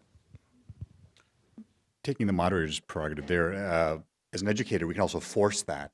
And I do that in my classrooms, where you will put your cell phone away. I can say that because I'm actually the last human being on earth who had a cell phone.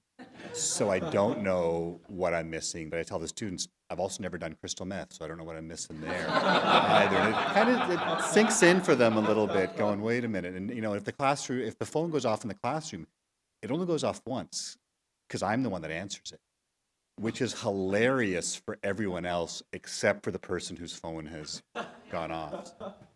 Question. This is more of a comment, but all of us here are obviously, at best, at least middle class. There's nobody here that's a street person that I can tell.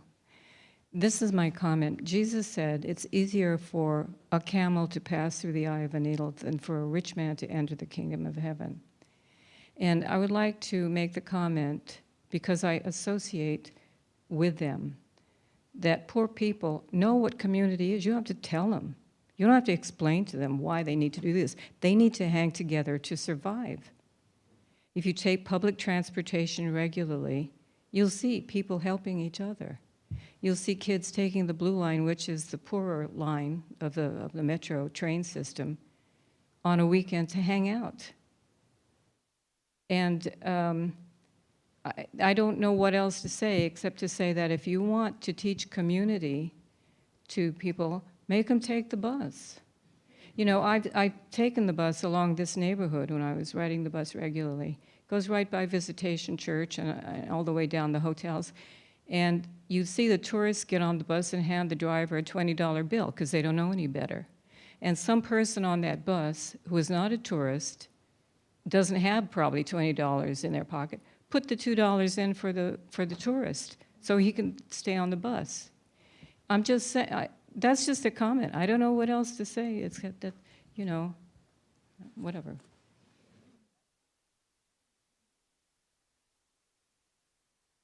Well, first time for both of us. I have a question for all of the panelists and respondents. I make my students read Amy Slagle's study on the Eastern Church and the spiritual marketplace. And essentially, this is a book about belonging, about becoming Orthodox. And it's a sociological study. And in the book, it's very interesting where the people who are becoming Orthodox are reading a lot.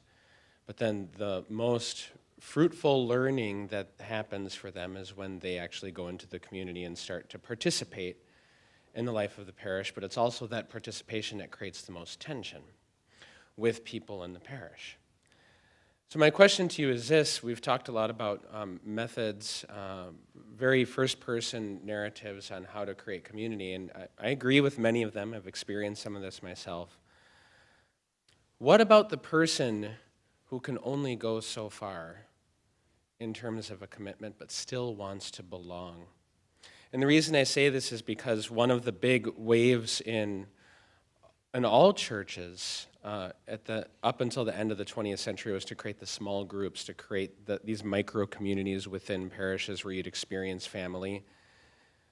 But on the other hand, to play devil's advocate, which is never a great idea, there's the problem of having an elite group within a parish that is then not accessible to everyone. And so I guess my question is it conceivable? Can we talk about degrees of belonging? Especially when we are in urban settings where increasingly so now, not everywhere, certainly not in my neighborhood, but increasingly so, we do have more diversity within neighborhoods, people speaking different languages. Many of my own students are telling me about the number of languages that are being used at liturgy.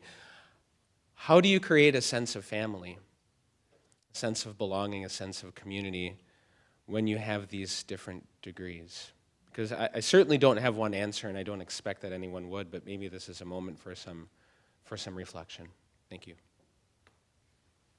If I might, I think one of the most ancient, primal ways that human beings create community is by eating together. In the Orthodox Church, I think sometimes the only reason I became Orthodox is we were always eating. Blessing fruit, I mean, we used to call these Russian meat pies called pirozhki the eighth sacrament. After every liturgy, there was food, and I had a parish in Hawaii that had no pastor for 2 years.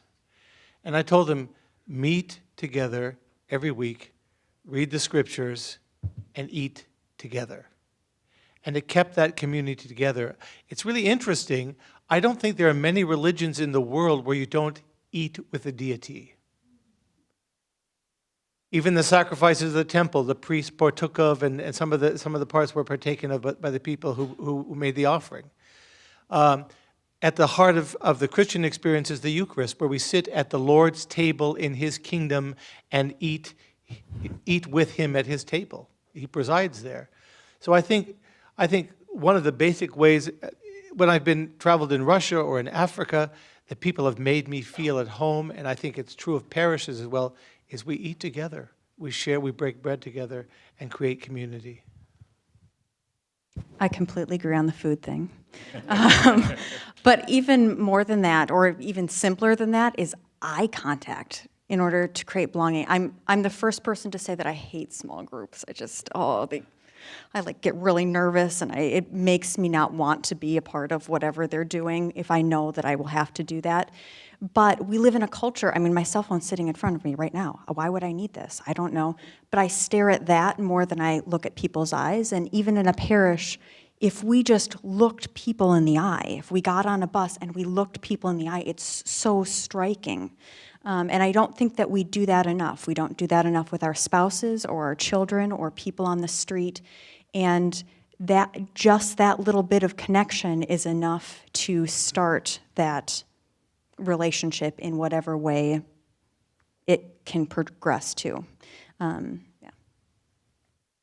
I think building on those two comments and maybe connecting to the previous questioner's comment as well, there's a certain fluidity to communities, and that can be a negative thing, in that there's a decline of communities that we hold to be true. But there's also a sense of building communities in ways that we may not be seeking out. And one of the practices in the Catholic tradition is incarnational solidarity, and it's using things like meals to break through to those who aren't maybe naturally part of our communities, or society says shouldn't be part of our communities. So we can engage in practices that are invitational, that are hospitable, that form and recognize that we are members of multiple communities, even if some of those communities might define us more than others. And how do we see this as not simply insular, but really sort of moving from our religious communities out to the broader community? I have one comment coming out of this text that I mentioned in my talk, Jean Vanier's Becoming Human. He writes a lot about belonging, and he writes about healthy groups and groups that are hurtful or dysfunctional. And one thing that he emphasizes about healthy group belonging, he calls it, he says that in communities where people or communities are committed relationships where people experience belonging that's constructive, not destructive, it's in those spaces, it's actually in belonging that we can experience conflicts and tensions without dissolving the relationship. That actually in committed relationships or communities, that is the space for conflict and tension to exist and be productive and creative and generative, and that it's in relationships that lack commitment or belonging or community that those human experiences of tension, conflict, disagreement have the potential to destroy relationships.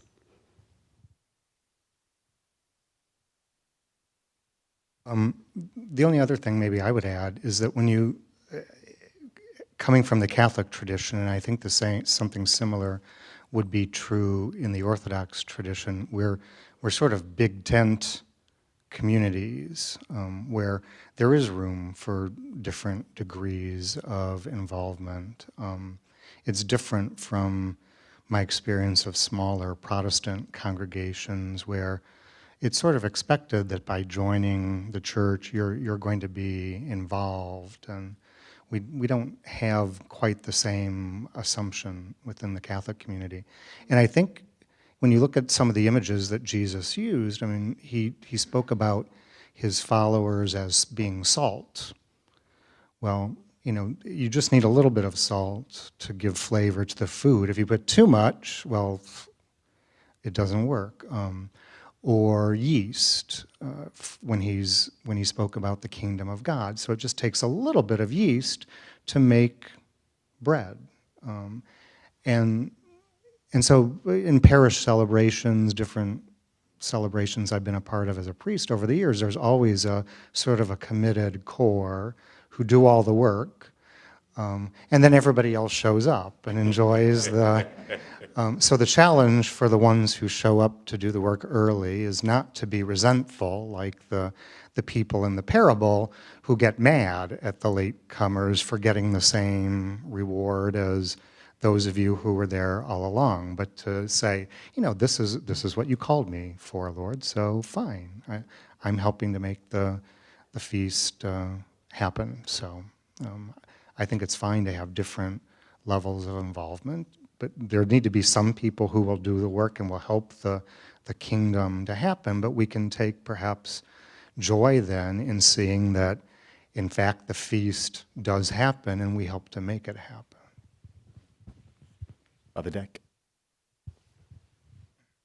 Well, I just wanted to make the observation that the lady who reminded us about the social, cultural context of our conversation here today, in the context of higher education in the United States, in an up-and-coming Catholic private university. It's a very important point that she was making, because remember when they asked Pope Francis what kind of a church he wanted?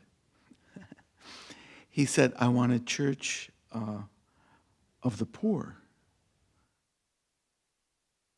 And I think frequently we think that, I guess what he was referring to was that a church that would help the poor, something like that, respond to the needs of the poor.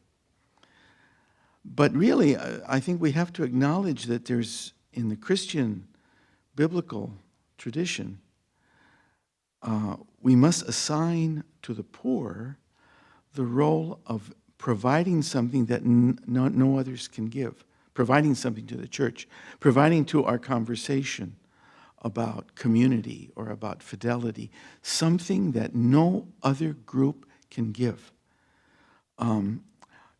St. Paul, remember in Galatians, said, well, we were having these disagreements among ourselves, early disagreements in the church about, circumcision or not, and all these various things.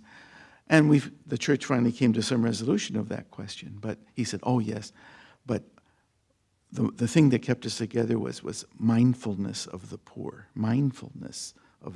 awareness of the poor. I think that this is a very important consideration. Francis has been trying by his gestures to make it eminently clear. When he went to Mexico, he chose every place to go where it was rather obvious that who we have to keep our vision on. And I don't know what it means, but I think what it means for us, because I think higher education, for instance, and it's certainly not the only area of our life where this is the case, but it really, to use Sarah's language, is kind of more the economy of Babylon than it is the economy of the Lamb. And so how we can be placed in this context where God is working, it's not as if we have to flee it, but I'm just saying we need to be aware of this because we will lose that mindfulness of the poor, especially in a country like the United States, where there's been a tremendously long and profound heritage of a kind of Calvinism by which the poor are looked upon, as there's something wrong with them, ultimately, and where we have people in the Christian churches talking about the gospel of prosperity and all these kinds of things. And those solutions that one of my favorite Catholic thinkers, the late Dom Helder Camara from Brazil, the famous saying that when I give food to the poor, they call me a saint. When I ask why the poor have no food, they call me a communist.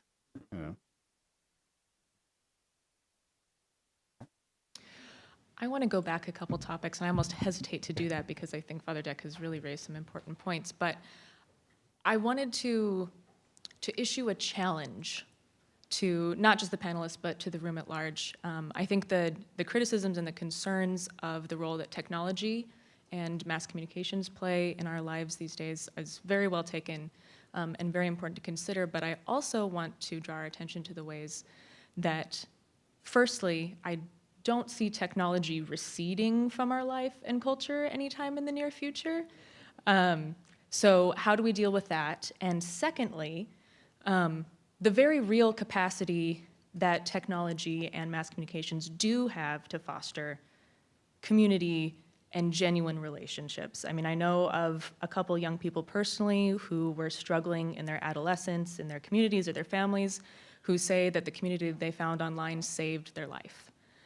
We see the power of social media to rally communities around individuals or families who are suffering or in need, and a way to mobilize the community to do that. And on a totally personal note, my mother lives a couple time zones away, and we had a really busy day today. We haven't been able to connect this week. We weren't going to be able to talk on the phone today, but her favorite flowers are hydrangeas. And there's some hydrangeas in the arrangement out there. So I took a picture and I texted it to her in a break during the action today. And that was a moment for my mother and I to share a moment of genuine connection that was facilitated through a text message. So I challenge all of us in this room, and if the panelists want to respond, then great, to consider ways that we might be able to creatively utilize the technologies that we have at our disposal, and the possibility that that has for us, to both foster community and also to point the way toward non-technological community, but not a full rejection and not necessarily a full embrace, because neither of those extremes is necessarily constructive, but how can we utilize that in the service of the gospel and the service of genuine community? That was very good. And I think for us to completely deride the value of social media is just wrong. But I think the difference between the two approaches, I think, is intention. You know, if you're going to your phone to look on Facebook or Instagram or whatever just to waste time because you are idle and you have nothing else to do, I think that's where it serves as, you know, that false community. But when you're intending, I'll give you a personal example. One of my best friends is studying out in Minnesota. I obviously can't see him on a daily basis, but the fact that we're able to set up, you know, once a week, you know, time to Skype with each other to continue to build and foster that relationship is great, and it has continued to build our relationship as friends. And so I would say intention is a big, big key as far as how we can continue to build community through social media, but ensure that it doesn't become something that we do passively, something that we sort of lie to ourselves about and say that, okay, this is community, I'm done, I don't have to put much effort into it. Yeah, it's a very good question. It's a tough question. To make a broader point, I think as co-creators and co-responsible for all of creation, we have to think very carefully about how we use technology and its connections to power and its connections to accessibility. Thinking in the Church of the Poor, how is it that technology can be used for generative purposes, for ways of sort of building the common good, rather than ways to continue to differentiate along class lines as a way to be divisive. So I think the specific question about building community is sort of to be imagined within broader questions of social justice. Let me take that moment to do two things. And the first is to invite up our director of the Huffington Ecumenical Institute, Father Deacon Nick Denisenko. He's going to say a few words of closing. But the second is, would you please join me in thanking our panel and our respondents? Wonderful.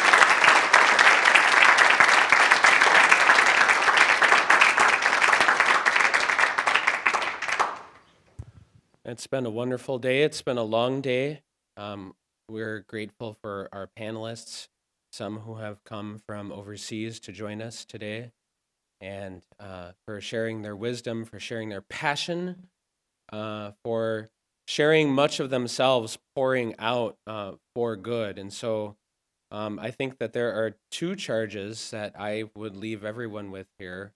One is, let this not be the end, but let it be a beginning of an ongoing reflection and work on family, faithfulness, community, and to paraphrase Molly, construction rather than destruction. And second, to be joyful, something we don't talk about enough in ecumenical dialogue, the joy of being together. It has been a joy to have you with us here today. It has been a joy to share this discussion, and the good news is that we are able to continue to share the discussion, but not first before we offer perhaps the most important thanks to the person who did the hard work, the logistical work of coordinating this event and of making sure the T's are crossed, the I's are dotted, and that I didn't forget to approve expenditures and concur. And please join me in thanking Kat Brown for all of the good work that she does.